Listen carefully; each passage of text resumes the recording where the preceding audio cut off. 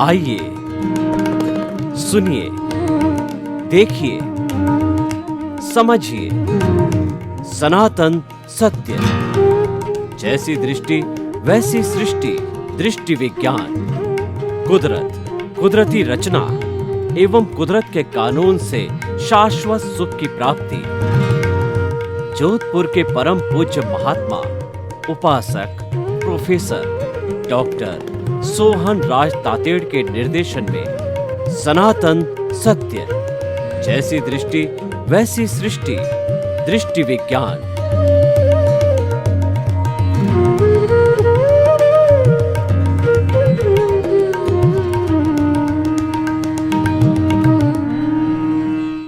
ओम ह्रीं नमो अरहन्ताणम्। ओम ह्रीं नमो सिद्धाणम्। ओम ह्रीं नमो आयर्याणम्। ओम ह्रीं नमो उवजायाणम्। ओम ह्रीं नमो लोये सव्वसाहुणम्। ऐसो पंच नमोकारो सव पावपनाशनो मंगलाणं च सव्वे सिंह पडमं हवै मंगलं। पडमं हवै मंगलं। ओम नमो भगवते वासुदेवाय। ओम नमः शिवाय। जय सच्चिदानंद। भाई और बहनों, मातृशक्ति को नमन। आज का हमारा बहुत सुंदर विषय विविधता में एकता, यूनिटी एमॉन्ग डाइवर्सिटी। ये हमारे देश में भी लागू होता है कि भारतवर्ष एक ऐसा विश्व का सबसे बड़ा लोकतंत्र है, सबसे बड़ा पॉपुलेशन, जहाँ पर आज करीब 150 करोड़ के आसपास यहाँ जनता होगी। विश्व का, चीन के बाद में विश्व का सबसे बड़ा डेंस पॉपुलेशन वाला देश है और सबसे बड़ा लोकतंत्र है। और यहाँ का जो संविधान बाबा साहेब अम्बेडकर की अध्यक्षता में बना था, वो विश्व का सबसे बढ़िया रिटर्न संविधान, आइडियल संविधान कहलाता है।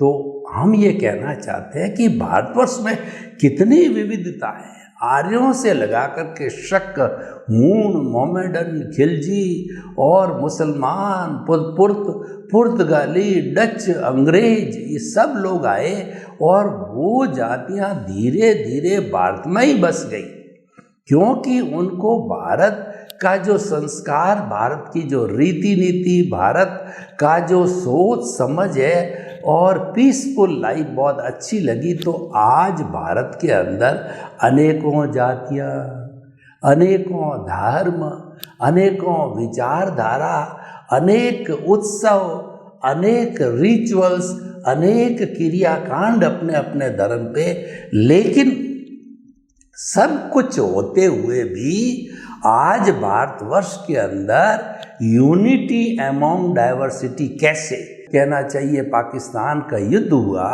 उस समय में लाल बहादुर शास्त्री जो हमारे प्रधानमंत्री थे, हार्ड ऑनेस्ट प्रधानमंत्री, जिनका खुद का पुश्तैनी मकान टूटा फूटा वही था, कोई नया मकान भी नहीं बनाया, जीवन बना सके जीवन में, वो इतने ईमानदार व्यक्ति थे। उन्होंने आह्वान किया अपनी पवित्रता से, अपनी ईमानदारी से, अपने जो है अच्छे विचारों से लोगों को कहा कि अभी जो है जय जवान जय किसान का नारा दिया और उन्होंने कहा कि देश में अनाज की कमी है और भारत के लोग हर सोमवार को वो व्रत करें। तो भारतवर्ष के अंदर उनके आह्वान पे जो है वह व्रत किया जाने लगा और उस व्रत के आधार पे हमारा काफ़ी फूड ग्रेन बच गया।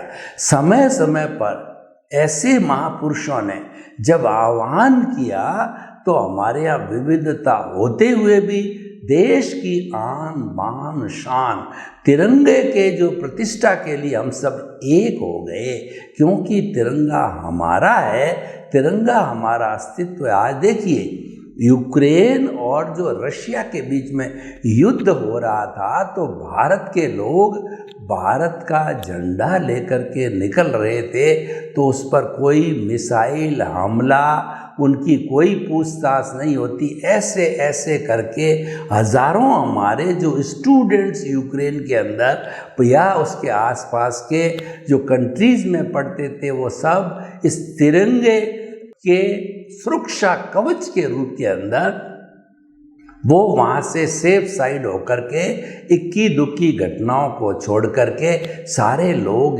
हिंदुस्तान में सुरक्षित आ गए। ये क्यों हुआ? ये एक भारत की जो है ये विविधता में एकता का परिचय है, भारत की गुडविल का परिचय है, भारतवर्ष की शोहरत का परिचय है। यहाँ पर हमारे जितने प्रधानमंत्री राष्ट्रपति हुए हैं और वर्तमान में हैं, वो सभी इस बात को मेंटेन करते हैं। भारत एक धर्मगुरु देश पहले था और आज भी धर्मगुरु देश के रूप में ही है। आज पूरा विश्व भारत की कृति अंतर्राष्ट्रीय योगा दिवस 21 जून को विश्व में मनाया जाता है। महात्मा गांधी का जन्मदिन 2 अक्टूबर ये पूरे विश्व के अंतर्राष्ट्रीय अहिंसा दिवस मनाया जाता है। ये इस बात के परिचय है कि आज भी भारत धर्मगुरु देश है, क्योंकि पूरा विश्व जो है ये जानता है कि शांति का संदेश, पंचशील का संदेश और निशस्त्रीकरण की जो बातें हैं वो भारत से ही सीखी जा सकती, क्योंकि भारत का इतिहास है कि भारत ने कभी भी चलाकर किसी पर आज तक आक्रमण नहीं किया, और जब किसी ने आक्रमण किया है आपने आत्मसम्मान के लिए उसका मुंह तोड़ जवाब दे करके और प्रतिद्वंदी को मुंह की खानी पड़ी। तो भाइयों और बहनों, ये विविधता में एकता जो है ये देश के स्तर पर भी है और ये समाज के स्तर पर होनी चाहिए। समाज के अंदर कई लोग रहते हैं, अलग अलग चिंतन होता है, लेकिन समाज की जहाँ प्रतिष्ठा का प्रश्न आता है वहाँ पर सब एक हो जाना चाहिए। परिवार में भी यही होना चाहिए। Union is strength. आपने एक पुरानी घटना सुनी होगी कि एक पिता के 4 बेटे थे। अंतिम समय में पिता ने उन चारों बेटों को बुला करके कहा और एक लकड़ी का गट्टर पास में लाया और उनको बोला इसको तोड़ो। चारों में से कोई नहीं तोड़ पाया। फिर वो जो डोरी से बंधी हुई थी वह डोरी खोल दी, एक एक लकड़ी दी तो सभी ने तोड़ दी, क्योंकि वह जो है वो एकता नहीं थी जब टूट गई। इसीलिए यूनियन इज स्ट्रेंथ, यानी एकता के अंदर ताकत होती है और विविधता के अंदर एकता होती है। लेकिन ऐसा कहा जाता है मतभेद भले ही हो पर मनोभेद नहीं होना चाहिए। यानी आप अलग अलग पार्टी के हो, अपनी पार्टी के बात के लिए आप कुछ भी करो, लेकिन जब पार्टी का प्रश्न आता और एक कहना चाहिए सिटीजन का प्रश्न आता है, वहाँ आपस में साथ बैठना चाहिए, बातचीत करनी चाहिए, क्योंकि वो प्लेटफॉर्म अलग है और ये प्लेटफॉर्म अलग है। तो इसीलिए यानी कुल कहने का अर्थ ये है कि मतभेद हो सकता है, मनोभेद नहीं होना चाहिए। ये विविधता के अंदर एकता का अर्थ यही है कि आपका मनोभेद समाप्त करो और मतभेद तो होना संभव है, क्यों हरेक की सोच हरेक का जो मेंटल हॉराइजन और हरेक का जो है चिंतन करने का तरीका अलग अलग है, तो वो तो भेद तो रहेगा ही।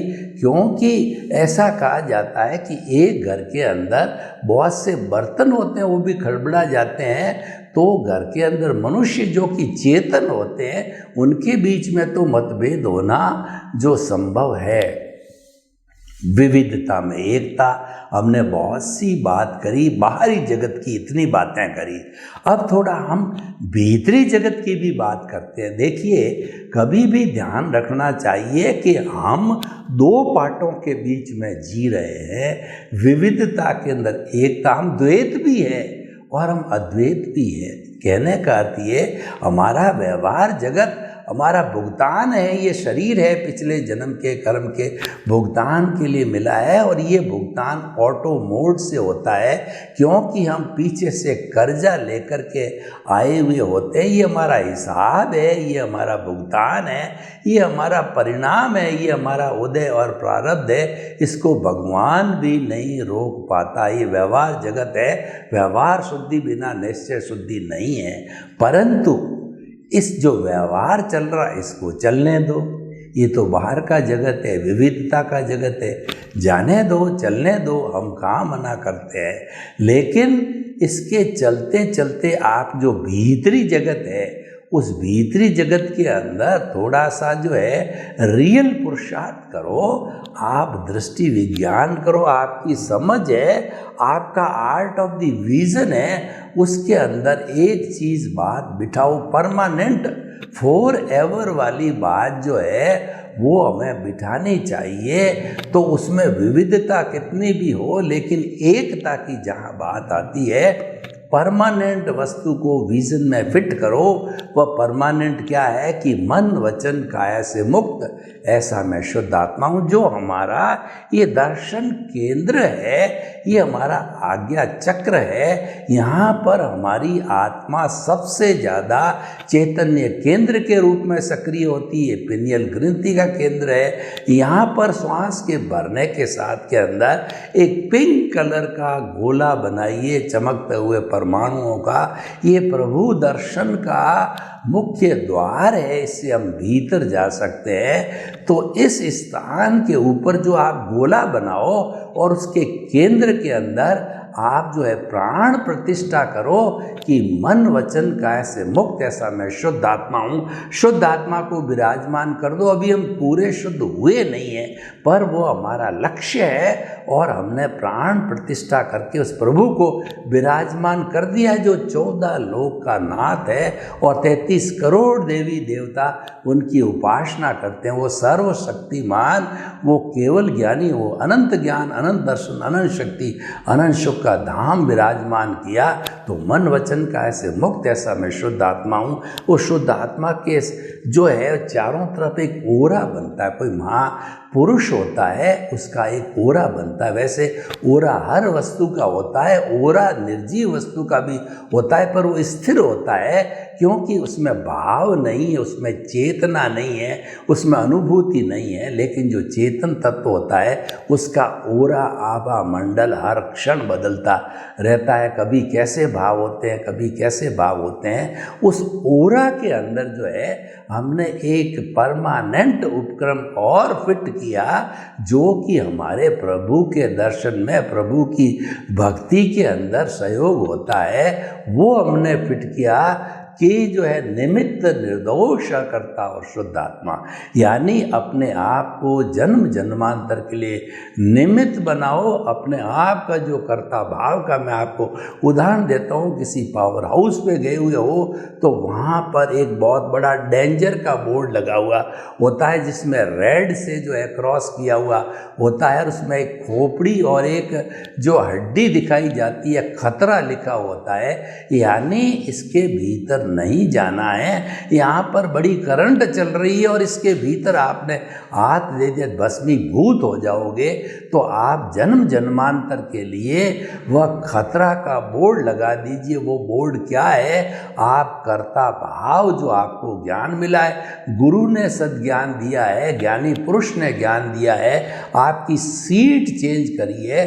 कर्ता भाव से आपको जो है अंतर आत्म पद पर बिठाया है, उसको परमानेंटली अकर्ता कर दीजिए। आप निमित्त बन जाइए। जब निमित्त बन गए तो आपकी दृष्टि अकर्ता की हो गई, तो आप सारी दुनिया को निर्दोष समझने लगोगे। हर प्राणी के भीतर विराजमान शुद्ध आत्मा भगवान को निर्दोष दृष्टि से दर्शन कर नमन करने की भावना आशय पड़ जाएगी। ये ओरा हमने बनाया, ये ओरा ऑटोमेटिकली बन गया, क्योंकि प्रभु स्थापित हो गए। तो प्रभु के स्थापित होने कारण ओरा के अंदर निमित्त निर्दोष करता और शुद्ध आत्मा। अब उसको जो सेंटर में परमात्मा है, हर केंद्र की, हर सेंटर की एक परिधि होती है। सर्किल की परिधि पे हमारा व्यवहार जगत, बाहर का जगत पद है, प्रतिष्ठा है, और हमारे रिश्ते हैं, नाते हैं, और हमारा जो है कहना चाहिए संबंध है, सत्ता है, संपत्ति है, सारा है।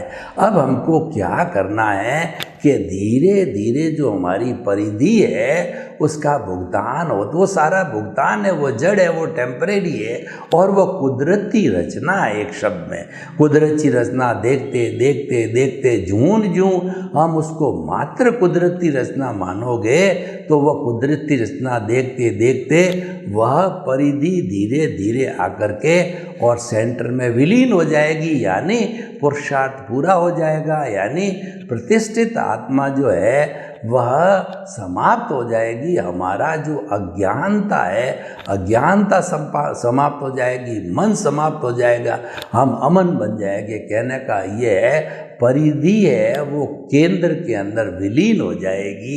ये इस बात का परिचायक है। हम विविधताओं, इतनी विविधताओं को होते होते हम एकता यानी एक का मतलब अद्वैत में आ गए, जो कि जन्म जन्मांतर एकता रहता है। एक सा हमारे शरीर में नहीं, लेकिन हमारे शुद्ध आत्म स्वरूप भगवत स्वरूप की है विशेषता है कि 84 लाख जीवा योनि के प्राणी जो है, जिसमें असंख्य अनंत आत्माएं होती है, सब में वो एक समान, हर युग के भूत भविष्य वर्तमान के अंदर, हर युग के अंदर वो एक सा रहता है। किसी में कोई भी परिवर्तन नहीं होता है लिविंग बीइंग के अंदर। और जो हमको ये विविधता दिखाई देती, जो मैंने विविधता की बात कही कि एकता में अनेकता होती, वो अनेकता जो है अलग अलग शरीर, अलग अलग विचार दिखाई देते हैं, वो कर्मों के अनुसार होते हैं। और एकता में हमारी एक आत्मा, सबका सामान्य दृष्टिकोण में विविधता आते ही वो विशेष दृष्टिकोण में चले जाते हैं। और जहाँ विशेष यूज होता है वहाँ राग द्वेष हो जाता है। तो ये राग द्वेष से संसार बनता है। राग द्वेष से जो है वह हमारा जो है कहना चाहिए अज्ञान बढ़ता है। अज्ञान ही राग द्वेष है, और अज्ञान का त्याग ही सच्चा त्याग है, और अज्ञान की जो है से मुक्ति ही सच्ची मुक्ति है, उसको छोड़ना है। तो इस तरीके से हमारा भीतर का जगत है वह एक हो गया, इसका मतलब ब्रह्मलीन हो गया। एक का मतलब ये है कि उसने अपने अस्तित्व को पा लिया है। और संपूर्ण जब ये बार बार इस ज्ञान का जब हम उपयोग करते हैं संजोगों के अंदर, द्रव्य क्षेत्र काल भाव के संजोग आते हैं, और कुदरत हमारा जो पूर्व जन्म का जो कुदरत है, जो संजोग जुटाती, उन संजोगों के अंदर अगर हमारा जो डेवलपमेंट भीतर है, जो हमारी दृष्टि में है, जो कि हमारा विजन के अंदर है, जहाँ पे शुद्ध आत्मा विराजमान हमने किया, तो उस विजन के अंदर हमारी वह कुदरती रचना का जो डेवलपमेंट है, उस डेवलपमेंट में होते होते जो है हमारे को केवल दर्शन की प्राप्ति हो जाती है। और इस जन्म में किसी भी प्राणी ने केवल दर्शन प्राप्त किया है तो अगले जन्म के अंदर उसको मात्र परिणाम स्वरूप केवल ज्ञान मिलता है। और जितना आयुष्य होता है उतने तक वो केवल ज्ञान का भोग करके, वो प्रवचन करके, वो केवली जो है उसी जन्म में सिद्ध बुद्ध होकर के और सिद्ध शिला में विराजमान होकर के शाश्वत सुख को प्राप्त होते हैं। फिर इस जन्म मरण के चक्कर 84 लाख में कभी नहीं आते हैं, और वो ब्लिस को प्राप्त हो जाते हैं। और शाश्वत सुख को प्राप्त होने के बाद जीवन में कभी भी दुख नहीं आता है। तो भाइयों और बहनों, हम आपको क्या कहना चाहते हैं कि हमारा जो ये व्यवहार जगत है, ये विविधता से भरा हुआ है और ये संचरण कर देता है। ये टेम्परेरी है, ये व्यवहार जगत नाशवान है। क्यों? अवस्थाओं से जुड़ा हुआ है। इस अवस्थाओं के लिए कहा गया है कि मन वचन काया तथा उससे जुड़ी हुई हर अवस्था, अवस्था का मतलब आने वाली, जाने वाली, प्योरली टेम्परेरी है, प्योरली विनाशी है। तो इन अवस्थाओं के कारण जो है यह अवस्था मात्र कुदरती रचना, इसको जो कुछ जन्म से मृत्यु के बीच के अंदर सुबह से शाम तक जो कुछ भी घटित होता है हमारे सामने, केवल उसको कुदरती रचना मानो कि ये नियंत्रण कुदरत के हाथ में, यह कुदरत ही करा रही है। और कुदरती संजोग खड़े करती है, कुदरती जो है भुगतान कराती है, हिसाब कराती है, और कुदरत जो करती है वो न्याय हुआ सो न्याय हो जाता है। तो भाई और बहनों, इस तरीके से हम भीतरी जगत के अंदर जब विविधता को समाप्त करते हैं तो एकता यानी केवल शुद्ध आत्मा रहती है, और वो जो है हमारी मोक्ष की अवस्था होती है। तो हम इस जो एपिसोड के माध्यम से ये प्रेरणा देना चाहते हैं कि व्यक्ति में दोनों तरह की चीज़ें हैं, विविधता भी है और एकता भी है। हमें दोनों का संतुलन करना है, दोनों को समझना है कि विविधता तो हमारी स्वतंत्रता है। ये विविधता पिछले जन्म से हम लेकर के आते हैं। पिछले जन्म के अंदर हम जैसी स्क्रिप्ट बनाते हैं, जैसी हम फिल्म बनाते हैं, जैसी मन वचन गायकी बैटरियाँ चार्ज करके लाते हैं, जैसा हम भाव डालते हैं, उस भाव से हमारी जैसी कॉजल बॉडी बनती है, भाव कर्म बनते हैं। वो जब हमारा पिछले जन्म का आयुष्य समाप्त हो गया, हमारी आंसर शीट जो है कुदरत के पास चली गई, तो कुदरत ने हमको नया जन्म दिया, और जैसे जैसे भाव किए उसके अनुरूप वही माता पिता पत्नी बाल बच्चे बेटे धंधा सब कुछ वो जीवन भर सुख दुख जैसा जैसा भाव डाला, शुभ डाला अशुभ डाला, उसके अनुरूप हमको सुख दुख की अनुभूति पूरे जीवन भर तब तक होती रहेगी जब तक कि इस जन्म का जो नए आयुष्य जो हमने बंधन किया है, क्योंकि आयुष्य समाप्त के पहले ये आत्मा इस शरीर को छोड़ नहीं सकती है इसको, और उस आयुष्य की संपन्नता पर इसको छोड़ना पड़ेगा। दोनों ही बातें हैं। जब तक आयुष्य संपन्न नहीं होता है तब तक आत्मा इस शरीर में रहती है, और आयुष्य संपन्नता के बाद के एक सेकंड भी नहीं रुकती, यानी आयुष्य का जो पूरा पिछले जन्म का भी भोग होगा और इस जन्म का नया भी बंद होगा। ये तो साइकिल है हमारा। देखिए साइकिल का पहिए, मोटरसाइकिल का पहिए कहीं घूमता रहता है, कहीं पर हमने निशान लगा दिया तो घूम करके थोड़े समय के बाद के अंदर वो निशान उसी स्थान पर आ जाएगा। यानी पृथ्वी गोल है, ये घूमती रहती है घूमती रहती है। ये तो हमारा सुख दुख का पहिया है, इसी को हम विविधता कहते हैं, इसी को हम संसार करते हैं, और ये कुदरत के नियमों के तहत घूमती, इसको घुमाने वाली कुदरत है। कंट्रोल सारा कुदरत के अधीन, हमारा कोई कंट्रोल नहीं है, हमारी कोई जिम्मेवारी नहीं है। मन वचन काया इस जन्म में हम जो करते हैं वो सारा हमारे पिछले जन्म की ध्वनि की प्रतिध्वनि है, इसी कारण वो विविधता दिखाई देती है। पर वो सारी विविधता का होने के बाद भी विविधता को देने वाला कौन है? वह एकता तत्व यानी हमारा भीतर विराजमान शुद्ध आत्मा भगवान वो विविधता दिखाता, उसकी प्रेजेंस है। वह न हो तो ये विविधता नहीं चलती है, और वह तब तक रहेगा जबकि आयुष्य कर्म संपन्न नहीं हो जाता। आयुष्य कर्म पूर्ण होते ही वह एक सेकंड भी शरीर में कभी नहीं टिकता। Death keeps no calendar, death का कोई भी कैलेंडर नहीं होता है, और मृत्यु हर एक को आती है, अमर कोई नहीं। मृत्यु से कौन बच सकता है? जिसने कि मृत्यु के साथ में एक MOU एग्रीमेंट किया हुआ हो, और या वो मृत्यु से तेज भाग सके, या जिसको अमरता का वरदान हो। पर ऐसा कोई भी व्यक्ति इस धरा पर न तो हुआ है न होगा। जो आया है वो जाएगा। कोई भी स्थायी तत्व इस है नहीं, केवल आत्म तत्व स्थायी है जो कि शरीर छोड़ता रहता आयुष्य के अधीन। तो भाई और बहनों, ये बहुत ही सुंदर विषय है। विविधता में एकता, विविधता तो पराधीन है, हम एकता में हम स्वतंत्र है, क्योंकि हमारा चेतन तत्व है, उस पर कुदरत का कानून लागू नहीं होता है, कुदरत के नियम लागू नहीं होते हैं, इसीलिए वो स्वतंत्र होता है।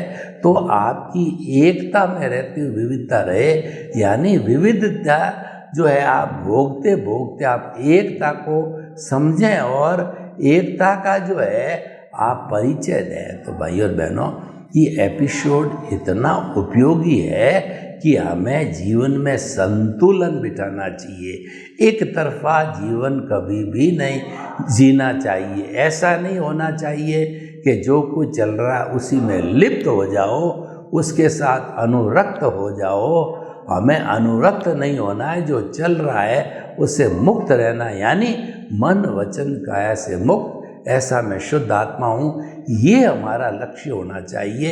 ये हमारे विज़न के केंद्र के अंदर प्रभु विराजमान होना चाहिए। वो हमारा विज़न एक मंदिर बन जाना चाहिए। प्रभु के विराजमान होने से जो है हम मन वचन काया तथा उससे जुड़ी हुई हर अवस्था मात्र जो विविधता से जुड़ी हुई है, वह कुदरती रचना और कुदरत का कानून हम देखते रहेंगे। हमें जो है हमारा जो दृष्टि विज्ञान है, जो आर्ट ऑफ द विजन है, उसमें करना कुछ नहीं है। ये तो क्रिया इसमें नहीं करनी है। क्रिया तो मन वचन काया करती है, लेकिन हमारी आर्ट ऑफ द विजन क्रिया नहीं करती। वहाँ केवल भाव है, केवल चिंतन है, केवल समझ है, केवल अंडरस्टैंडिंग है। और मैं बहुत ही प्रेसाइज वे में बात करूं तो वो हमारी अनुभूति और अनुभव है। हमको जो अल्टीमेटली जो हमारा केवल ज्ञान होता है वो 100% अनुभव होता है।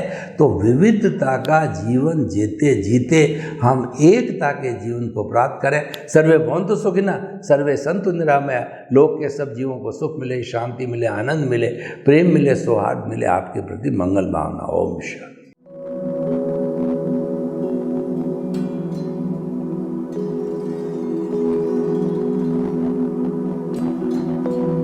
एक ऐसा अंतर्राष्ट्रीय ख्याति प्राप्त मानव जो गुरु प्रेरणा से पिछले 20 वर्षों से वानप्रस्थ जीवन जीते हुए 24 घंटे मानवता की सेवा में संलग्न है।